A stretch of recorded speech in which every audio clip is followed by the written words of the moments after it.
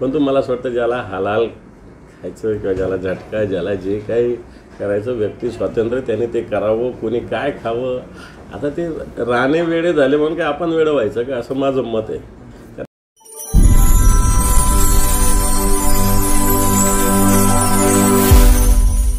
पैसा वेचायला ही भूमिका वेगळी, परंतु असं जर होत गेलं तर लोकप्रतिनिधीमध्ये असं सतत कार्य करण्याची प्रवृत्ती बाळगावी, तीही महत्त्वाची आहे. शेवटी तीही थांबवण्याची आवश्यकता आहे. निवडणुका होतील नाही होतील हा वेगळा मुद्दा आहे, परंतु जर अशा पद्धतीनं न्यायालयाने दोषी नाही ठरवलं किंवा दोषी असूनही निवडणूक अँगलने न्यायालय हा विचार करत असेल तर मला असं वाटतं हा कायदाच बेसिक लोकप्रतिनिधीवर अशा पद्धतीनं त्यांनी चुकीचे काम करू नये त्याच्यासाठीचा कायदा आहे. आणि म्हणून जी काही कार्यवाही कायद्यात आहे त्या दृष्टीनं ती कारवाई झाली पाहिजे. दुसरं नाना पटोलेंचं पण वक्तव्य आलेलं आहे. काय नाना पटोलेंचं वक्तव्य असं आलंय की या सगळ्या मध्ये दोन्ही उपमुख्यमंत्र्यांनी आमच्यासोबत यावं. आता भाजपा निवडणुकीत पुढे उभा राहणार नाही अशी त्यांची व्यवस्था करून ठेवणार आहे. त्यामुळे बिघडलेलं काहीच नाही, अजून काँग्रेसकडे यावं आणि दोघांनी आपल्या खुर्चीवर, आपल्या ज्या पहिल्या खुर्चीवर यायचं आहे त्याचं जे स्वप्न आहे ते पूर्ण करावं असं नाना पटोले म्हणतायत. मला असं वाटतं या म्हणण्याला कोणता राजकीय अर्थ नाही आहे. कारण असं ज्या पद्धतीनं आता महाविकास आघाडी काम करते तेही काम करतात, म्हणजे सत्तेसाठी मग त्यांच्यात आणि आपल्यात काय फरक राहणार आहे हा प्रश्न म्हणजे आमच्या संघटनेच्या मनात राहील. त्यामुळे या भूमिकेला फार राजकीय अर्थ किंवा महत्त्व असं मला तरी वाटत नाही. दुसरं असं आहे की संजय राऊत सकाळी बोलताना असं म्हणालेले आहेत की एकनाथ शिंदे तेव्हा काँग्रेसकडेच चालले होते. पृथ्वीराज चव्हाणांना विचारा, अहमद पटेल आता नाही, पण दिल्लीत त्यांच्याशी पहाटे चर्चा ही झाली होती.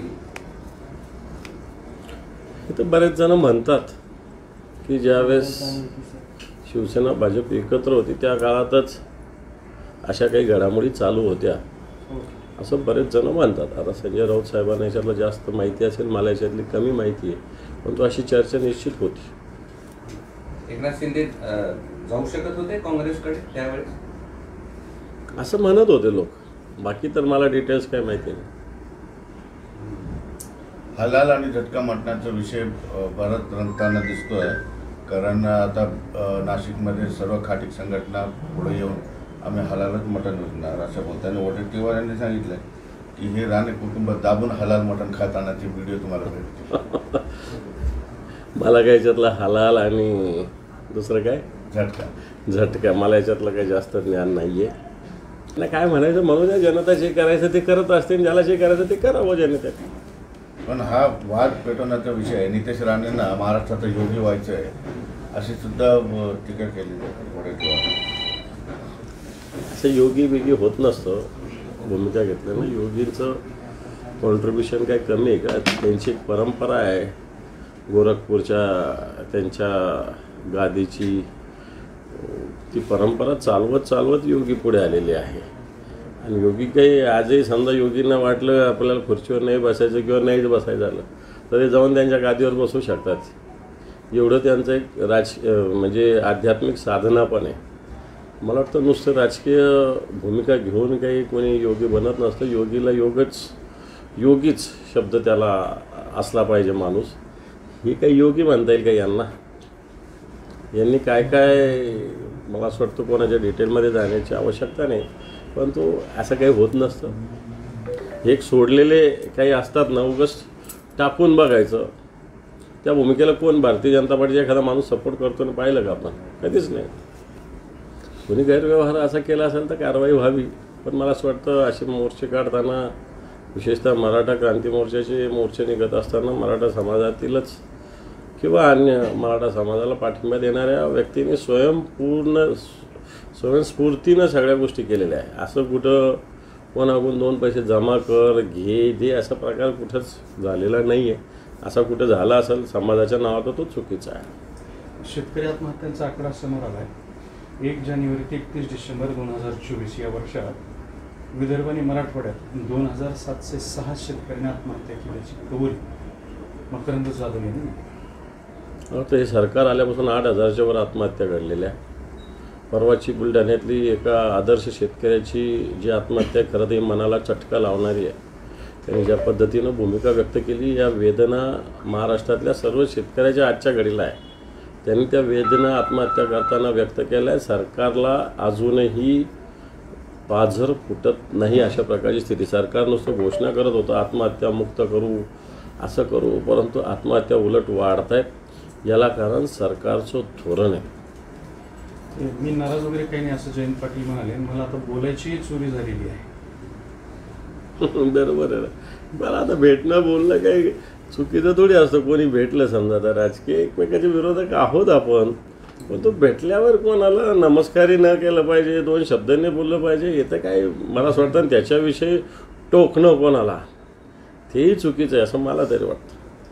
एकनाथ शिंदेंचं वक्तव्य आहे की विरोधकांनी आता विकासाच्या रंगात सहभागी व्हावं. आम्ही आहोत ना सहभागी. आम्ही कुठे विरोधात आहे. फक्त तुम्ही त्याच्यातून भ्रष्टाचार करणं, स्वार्थ साधणं हे बाजू जर तुमची फार स्वच्छ नितळ भूमिका असली तर या राज्याचा विकास व्हावा असं आम्हाला काही वाटत नाही. अशाला थोडी भाग या राज्याचा विकास झालाच पाहिजे.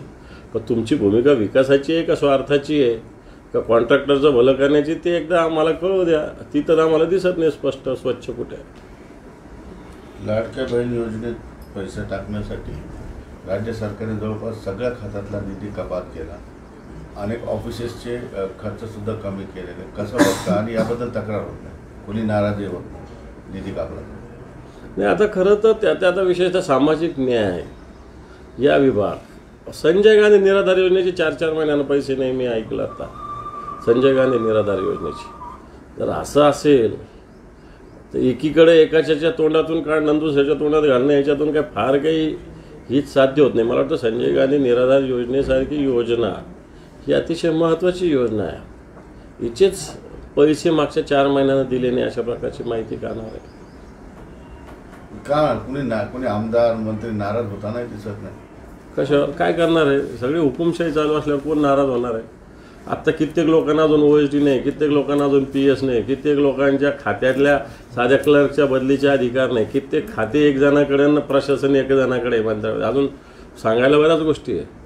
खाते मंत्री वेगळे, प्रशासन दुसरा मंत्री चालवतो, अशा प्रकारची स्थिती. त्यामुळं मंत्र्यांना आता त्याला कारणंही त्यांचे इंटरनल असू शकतात, परंतु आत्ताच्या घडीला मला वाटत नाही कोणी मुक्तपणे काम करू शकतं किंवा करत आहे. कुणाचं वचन? कुणाचं वचन? सरकारचा. करू दिलं जात नाही. सरकारचा असेल, भारतीय जनता पार्टीची सिस्टीम असेल ती. ठिबकच्या बाबतीमध्ये जे ओपनचे जे शेतकरी आहेत किंवा एकंदरीतच सर्व शेतकरी आहेत त्यांचं जे ठिबकच्या नवीन स्कीम त्यांना मिळतच नाही, म्हणजे त्याचा लॉटच काढला जात नाही. पहिलेच अनुदानाचे पैसे शिल्लक आहेत शेतकऱ्यांचे सरकारकडे. आता नव्यानं कुठल्याही प्रकारची मंजुरी दिली जात नाही ठिबकसाठी. हे फक्त ठिबकसाठीच नाही आहे. सरकार फक्त घोषणा करतं, प्रत्यक्षात तशा घोषणा नाही आहे. तशा प्रत्यक्ष सद्यस्थिती मागेल त्याला सौरपंप म्हणतं, मोठ्या प्रमाणावर वेटिंग आहे. मागेल त्याला शेततळं म्हणतं, त्याला मोठ्या प्रमाणावर वेटिंग आहे. मागेल त्याला तुषार होत नाही. आपण बोललेलं मागेल त्याला ठिबक मिळतच नाही. कित्येक अजून मला वाटतं 2-3 वर्षाचे जुने अजून आर्थिक तरतूद झालेली नाही, तर नवीन तर होण्याचा प्रश्नच नाही. कित्येक लोकांनी ऑनलाईन अर्ज केले, परंतु त्याचा अजून ड्रॉ निघाला नाही. ड्रॉ निघाल्यानंतर ज्याचे राहिले त्याची सेकंड लिस्ट यायला पाहिजे, परंतु पुन्हा नव्याने ऑनलाईन अर्ज भरावा लागतात. कित्येक लोक 2-2, 3-3 वेळेस फॉर्म भरूनही त्यांच्या ड्रॉमध्ये नाव निघत नाही. परिणामी मला असं वाटतं असे शेतकरी मग वेगवेगळ्या कारणानं वेगवेगळ्या आत्महत्येसारख्या प्रकाराकडं प्रवृत्त होत आहेत. रोजगार हमीचे मस्टर पण भरले जातात, पण त्याचे हप्तेच पडत नाही, पैसेच मिळत नाही. तेव्हा ज्या पद्धतीनं रोजगार हमी योजनेमध्ये मागच्या काळात राज्यांनी मिसयूज या पैशाचा केलेला आहे.